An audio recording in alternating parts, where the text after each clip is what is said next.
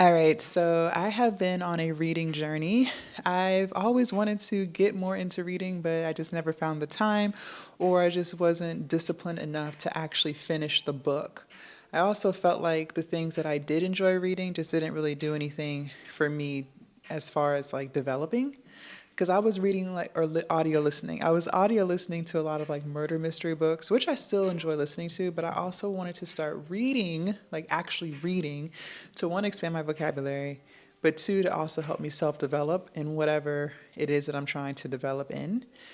One of the genres of books that I've been reading this past month is business books. More specifically, how to scale, how to become a better leader, how to hire, things like that, because that's the era of entrepreneurship that I'm in.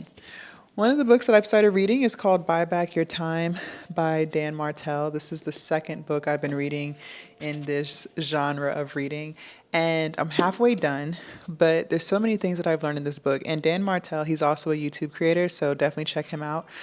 One of the things that this book really opened my eyes to is making sure that when you do hire people, that you're not hiring people to necessarily expand your business, but you're hiring people to replace you in doing that particular thing, right? And I've hired people before, but it never worked out. And I think the reason why it didn't work out is because I was hiring to expand, not necessarily hiring to replace me doing that task, whatever that task is, right?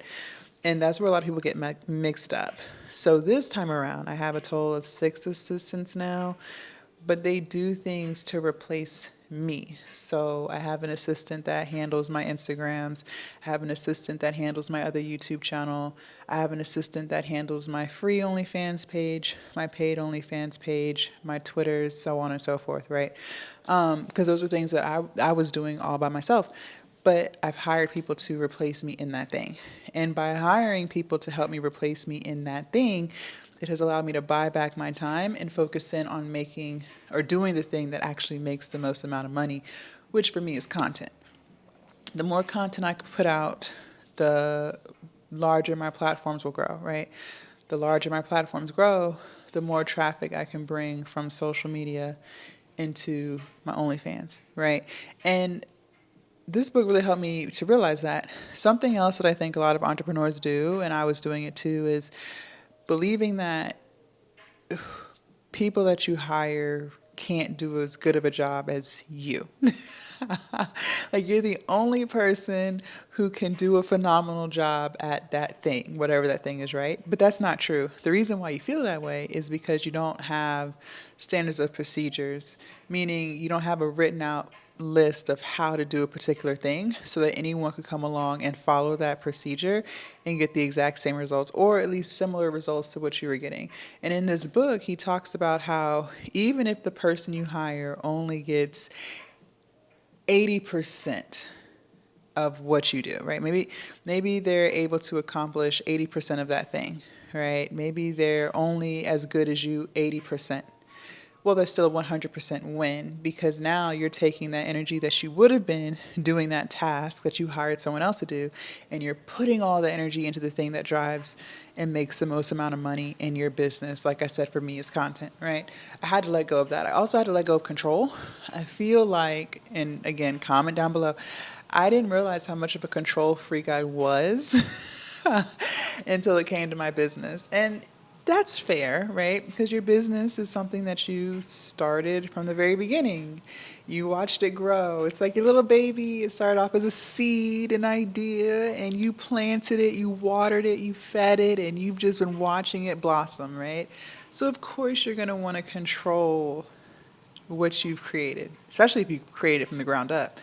But when you try to hold on to all that control, you are keeping your business from growing because you cannot do everything by yourself. And I used to think that I could. I used to think that I could. I failed to realize that I am the bottleneck. At some point, I'm going to get tired, right? At some point, life is going to life. At some point, there's just not enough hours in the day to do all of the things that it takes in order to run a successful business, right? At some point, you're going to have to hire help. And that's going to require you to relinquish control. But if you train people right, if you're patient, if you learn how to become a better leader, then you will be able to train people to think like you, or at least think similarly to you, so that they're able to make decisions on your behalf for the bettering of your business, right? Something else I learned in this book.